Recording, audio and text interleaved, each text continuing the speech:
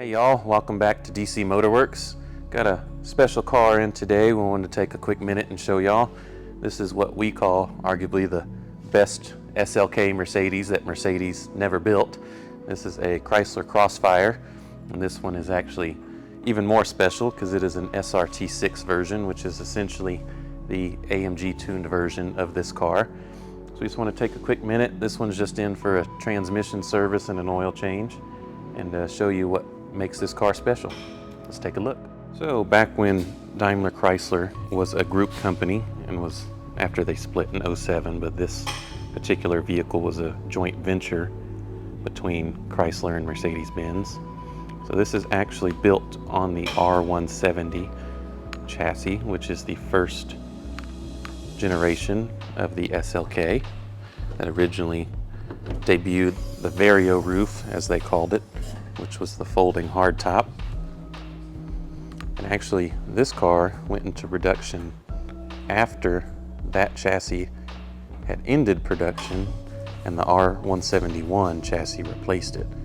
So Chrysler ran this chassis for a few more number of years, and it has become kind of a unknown enthusiast car. They're kind of not very well known in the fact that they're essentially just a rebodied Mercedes. Carman actually built this vehicle in Germany, so it was not essentially built by Chrysler or Mercedes-Benz. So this one has the 3.2 liter supercharged M112. This one's actually been modified with a few items. It's got a smaller pulley with a belt wrap kit. Also has the needs wings intake kit and a tune, a couple other odds and ends. So this was the only SLK you can technically get with a hard top. We've always personally liked how Chrysler tuned the engines and transmissions in these cars over how Mercedes did it. They're a lot more sporty and lively. And this one is in very nice shape. You hardly see any of these.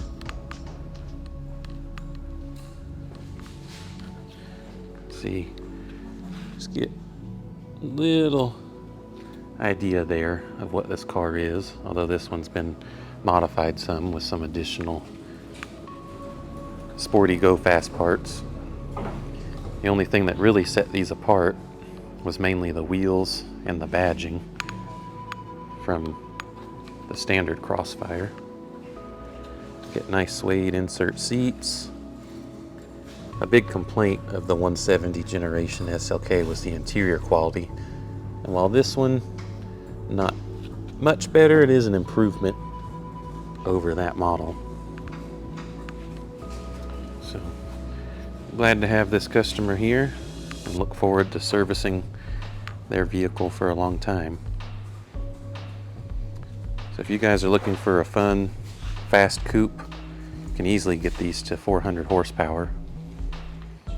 And also you can swap in the 6-speed manual and have a supercharged V6 6-speed manual coupe.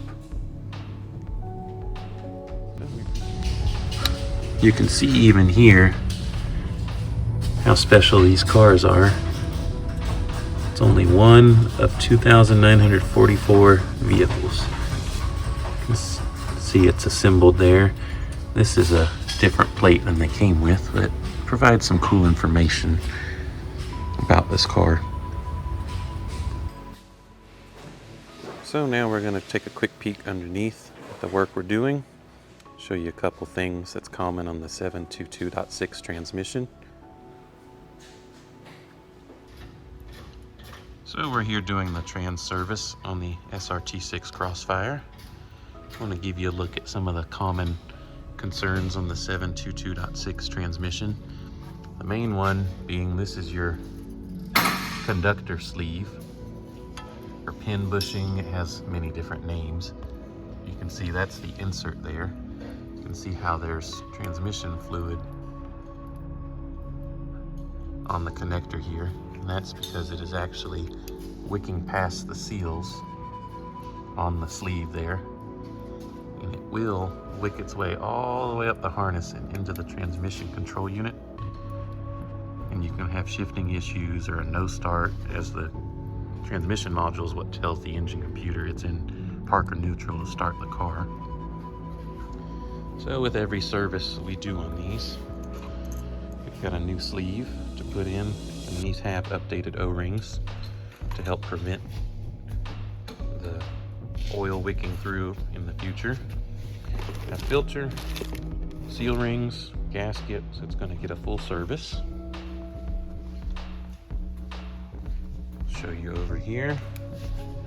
A few things to look at in the pan. This one has a couple metal bits floating around in it.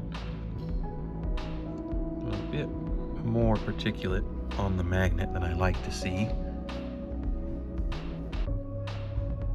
However, with these transmissions, I've seen them much worse than this with no shifting concerns. So we'll put fresh fluid in it, readapt it, and it should hopefully last him a good long time. So we're here on the passenger floorboard now, showing you this is where the transmission control unit lives. Since this one had oil at the conductor sleeve, I wanted to check to make sure there's no oil here in the transmission control unit.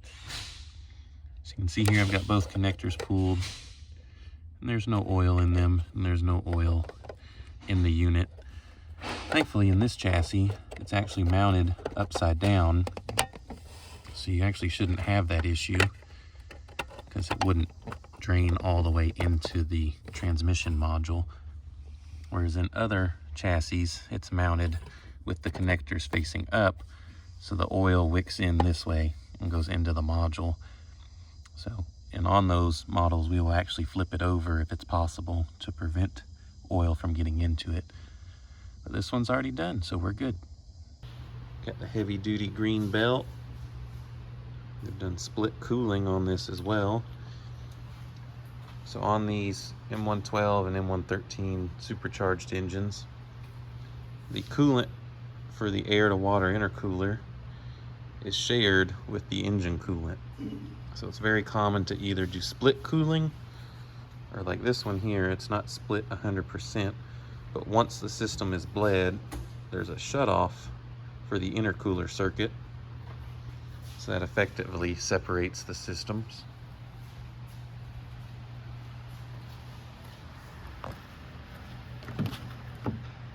So thank you all for watching. We appreciate and hope you enjoyed checking out this rare bird here of the Crossfire SRT6. And we look forward to seeing you on the next video.